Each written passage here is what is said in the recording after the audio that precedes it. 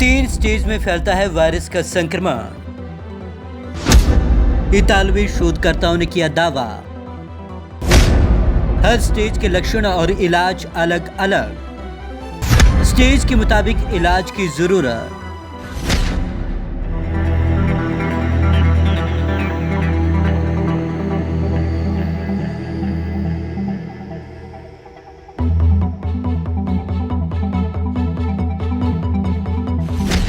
कोविड-19 की ठोस वैक्सीन अब तक भले ही न बन पाई हो, लेकिन उसके लक्षणों को लेकर शोध का सिलसिला जारी है। अब इटली के शोधकर्ताओं ने कोरोना वायरस के लक्षणों को लेकर नया दावा किया है।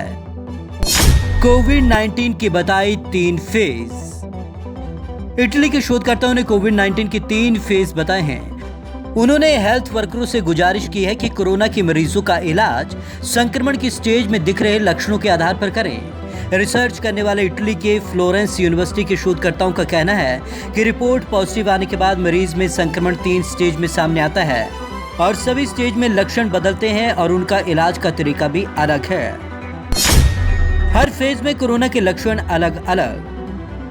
जर्नल फिजियोलॉजिकल रिव्यू में छपे शोध के मुताबिक कोविड-19 के हर फेज में कोरोना और शरीर की अंदरूनी क्रियाओं का कनेक्शन बदलता है। जरूरी नहीं हर बार कोविड-19 ड्रॉपलेट से ही फैले। कुछ मामलों में संक्रमित व्यक्ति के दूसरे असावधान लोगों से बातचीत करने से भी कोरोना का संक्रमण फैल सकता है। जानिए कोविड-19 के 3 स्टेज। पहली स्टेज, यह सबसे शुरुआती स्टेज होती है। कोरोना वायरस शरीर में अपनी संख्या बढ़ाना शुरू करता है और इस दौरान हल्के लक्षण दिखते हैं जो अक्सर भ्रमित करते हैं कि मरीज फ्लू का रोगी है या कोविड-19 का।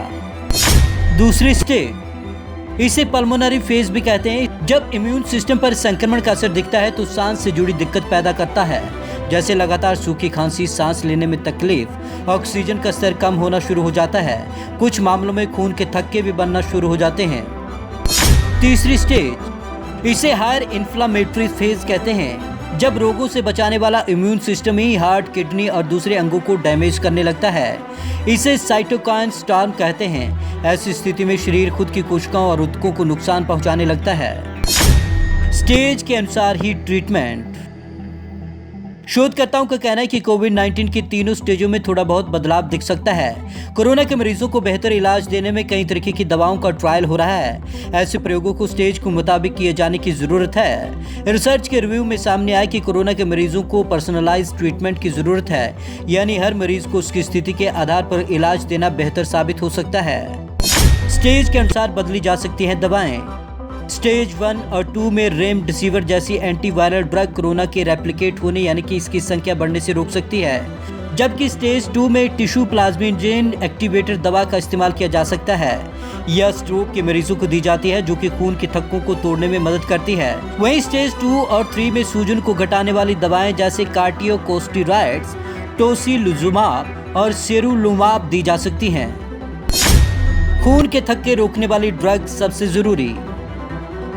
शोधकर्ताओं का कहना है कि कोरोना मरीज की कोई भी स्टेज हो, ट्रीटमेंट के दौरान खून का थक्का रोकने वाली ड्रग हिपेरिन का होना जरूरी है, ताकि ये क्लॉट्स धमनियों को ब्लड सर्कुलेट करने में बाधित न करें।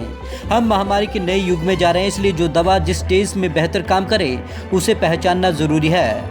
Bureau report, Punjab Kesari TV, Chandigarh.